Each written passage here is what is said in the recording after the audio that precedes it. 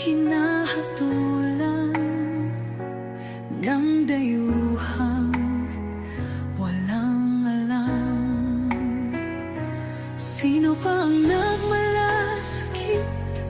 Siya ngayon'y pinapahirap. Pilipino